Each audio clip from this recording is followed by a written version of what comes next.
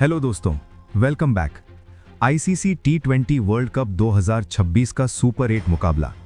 एक तरफ हमारी टीम इंडिया और दूसरी तरफ जिम्बाब्वे। वही जिम्बाब्वे जिसने इस बार के टूर्नामेंट में सबको हैरान कर दिया है। पर यह मैच कोई आम मैच नहीं है। अहमदाबाद में जो हुआ उसे भूल पाना मुश्किल है। दक्षिण अफ्रीका ने हमें 187 रनों का टारगेट दिया था और हमारी पूरी टीम सिर्फ 111 रनों पर ढेर हो गई। 76 रनों की वो हार, वो 10 ओवर के अंदर 5 विकेट गिरना, ये सिर्फ एक हार नहीं थी, ये टीम इंडिया के आत्मविश्वास पर लगी बहुत बड़ी चोट थी। अब ये मैच सिर्फ जीत के लिए नहीं है, ये करो या मरो वाली स्थिति है। चेन्नई के चेपॉक स्टेडियम में जो खेल होगा वो भारतीय क्रिकेट की इज्जत का सवाल है। पहले ये समझ लेते हैं कि सुपर 8 के ग्रुप 1 में हालात क्या हैं। वेस्टइंडीज ने जिम्बाब्वे को 107 रनों से हराया। उनका नेट रन रेट +5.350 है। दक्षिण अफ्रीका ने हमें 76 रनों से हराया। उनका नेट रन रेट +3.800 है। और हम भारत वाले हैं 0 पॉइंट के साथ। हमारा नेट रन रेट -3.800 है। मतलब साफ बात है, सिर्फ जीतने से काम नहीं चलेगा, हमें जिम्बाब्वे को बड़े अंतर से हराना होगा, तभी सेमीफाइनल की रेस में बने रहेंगे, वरना अगले मैच से पहले ही हमारी उम्मीदें खत्म हो जाएंगी। अब बात करते हैं चेन्नई की पिच की। पुराने समय से देखा जाए तो चेपॉक स्पिनर्स का गढ़ रहा है। यहाँ की पिच पर गेंद घूमती थी, बल्लेबाजों को बहुत मेहनत करनी पड़ती थी। लेकिन इस वर्ल्ड कप से पहले यहाँ की पिचों को पूरी तरह से बदल दिया गया है। पिछले 5 महीनों से यहाँ कोई मैच नहीं खेला गया। ये पिचें बिल्कुल ताज़ा हैं और इस टूर्नामेंट के आंकड़े बताते हैं कि अब यहाँ बड़े स्कोर बन रहे हैं। ओस का फैक्टर भी इस बार उतना असरदार नहीं है।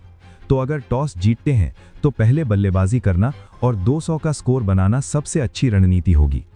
अब जरा जिम्बाब्वे को देखिए। ये टीम अब पुरानी जिम्बाब्वे नहीं है। इन्होंने ग्रुप स्टेज में ऑस्ट्रेलिया जैसी बड़ी टीम को बाहर का रास्ता दिखाया। 23 रनों से वो जीत कोई इत्तेफाक नहीं थी, ये जिम्बाब्वे के बदलते क्रिकेट का सबूत थी। ब्रायन बेनेट जैसे युवा खिलाड़ी हैं। इन्होंने श्रीलंका के खिलाफ 63 रन बनाकर अपनी टीम को जिताया था। और उनके कप्तान सिकंदर रजा, ये तो अनुभव का खजाना है। टी20 में 200 से ज़्यादा विकेट और 4000 से ऊपर रन। ये आंकड़े बताते हैं कि ये खिलाड़ी कितना खतरनाक है। गेंदबाजी में ब्लेसिंग मुजरबानी और रिचर्ड नगारवा हैं। मुजरबानी की रफ्तार, नगारवा की स्विंग, ये दोनों मिलकर किसी भी बल्लेबाजी क्रम को ध्वस्त कर सकते हैं। हाँ, वेस्टइंडीज़ के खिलाफ वो 107 रनों से हार गए, लेकिन याद रखिए, घायल शेर सबसे खतरनाक होता है। अब सबसे बड़ा ड्रामा तो भारतीय टीम के अंदर ही है। दक्षिण अफ्रीका वाली हार के बाद टीम में बड़े बदलाव होने वाले हैं। सबसे बुरी खबर यह है कि रिंकू सिंह टूर्नामेंट से बीच में ही घर लौट गए हैं। उनके पिता लिवर कैंसर से जूझ रहे हैं, वो वेंटिलेटर पर हैं। ऐसे में रिंकू का परिवार के साथ होना जरूरी है। लेकिन क्रिकेट की बात करें तो रिंकू हमारे मुख्य फिनिशर थे। उनकी कमी बहुत खलेगी। उनकी जगह संजू सैमसन की एंट्री पक्की मानी जा रही है। और ये सिर्फ रिंकू की जगह भरना नहीं है, संजू के आने से एक और फायदा होगा। हमारे टॉप ऑर्डर में बाएं हाथ के बल्लेबाजों की भरमार है। अभिषेक शर्मा, तिलक वर्मा, रिंकू। संजू दाएं हाथ के हैं, इससे कॉम्बिनेशन अच्छा बनेगा। ऑफ स्पिनरों के खिलाफ हमारे बाएं हाथ के बल्लेबाज जो परेशान हो रहे थे, संजू उस समस्या का हल हो सकते हैं। अब बात करते हैं अभिषेक शर्मा की। उनके लिए ये वर्ल्ड कप बुरे सपने जैसा रहा है। 4 मैचों में 3 बार 0 पर आउट, 1 बार 15 रन, औसत सिर्फ 3.75। ये आंकड़े किसी भी अंतर्राष्ट्रीय खिलाड़ी के लिए शर्मनाक हैं। सोशल मीडिया पर वो वीडियो वायरल हो रहा है जहां गौतम गंभीर उनसे सख्त अंदाज में बात कर रहे हैं। कप्तान सूर्य कुमार यादव उनका समर्थन कर रहे हैं। लेकिन सवाल ये है कि क्या उन्हें एक और मौका मिलेगा? चेन्नई में अगर वो खेलते हैं तो शायद ये उनका आखिरी मौका होगा। और तिलक वर्मा, नंबर 3 पर उनके पिछले स्कोर देखिए, 25, 25, 25, 31 और 1। यानी स्टार्ट तो मिल रहा है, लेकिन बड़ी पारी नहीं खेल पा रहे। वो 20-25 रन बनाकर आउट हो जाते हैं। इससे टीम पर प्रेशर बढ़ता है। ऐसे में शायद शिवम दुबे या संजू को नंबर 3 पर आजमाया जा सकता है। शिवम दुबे की लंबी बाहें और छक्के लगाने की ताकत चेन्नई की छोटी बाउंड्री पर कमाल कर सकती है। गेंदबाजी की बात करें तो अक्षर पटेल को पिछले मैच में बाहर रखना बड़ी गलती थी।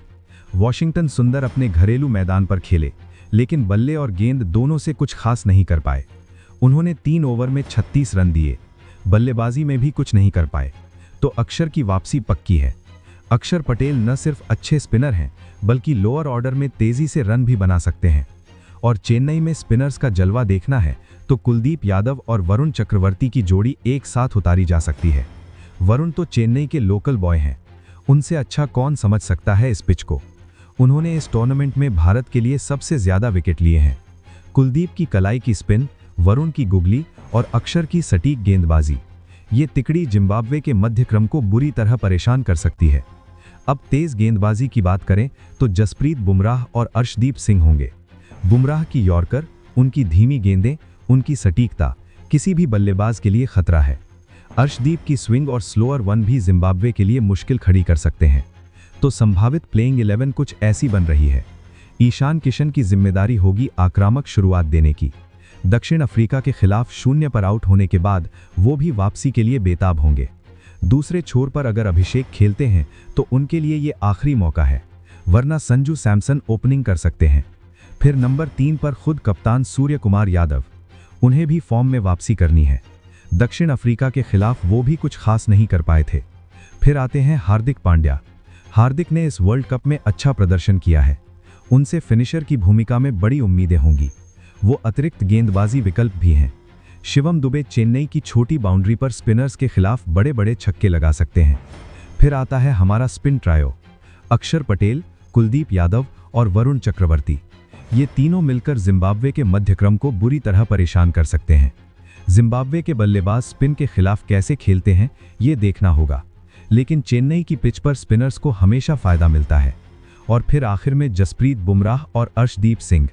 बुमराह की यॉर्कर आखिरी ओवरों में और अर्शदीप की नई गेंद से स्विंग। दोस्तों, ये मैच सिर्फ क्रिकेट नहीं है, ये देखना है कि दबाव में कौन कितना मजबूत है।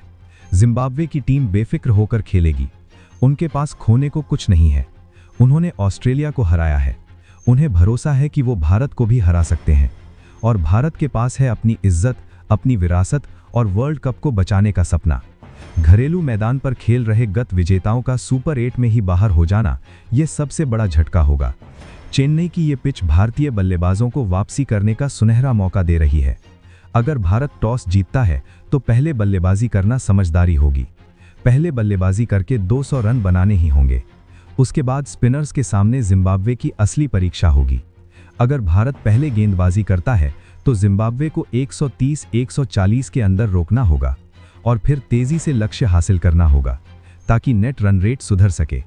रिंकू सिंह की अनुपस्थिति में संजू सैमसन के पास खुद को साबित करने का सबसे बड़ा मंच है। संजू ने हमेशा कहा है कि उन्हें लगातार मौके नहीं मिलते, अगर उन्हें मौका मिलता है तो ये उनके लिए सुनहरा अवसर है। अभिषेक शर्मा के पास अपने आलोचकों को गलत साबित करने का मौका है और सूर्य कुमार यादव के पास अपनी कप्तानी और बल्लेबाजी दोनों को साबित करने की चुनौती है। तो तैयार हो जाइए दोस्तों, 26 फरवरी की शाम 7 बजे चेन्नई के चेपॉक में। देखना यह है कि टीम इंडिया शेर की तरह वापसी करती है या फिर वर्ल्ड कप का सफर यहीं खत्म होता है। एक गलती, एक खराब ओवर, एक गलत शॉट और भारत का वर्ल्ड कप खत्म। आपको क्या लगता है, क्या भारत ये मुकाबला जीत पाएगा और जीतेगा तो कितने रनों से? क्या अभिषेक शर्मा को मौका मिलना चाहिए? कमेंट में बताइए। और हाँ, वीडियो को लाइक और शेयर करना मत भूलिएगा। तब तक के लिए जय हिंद।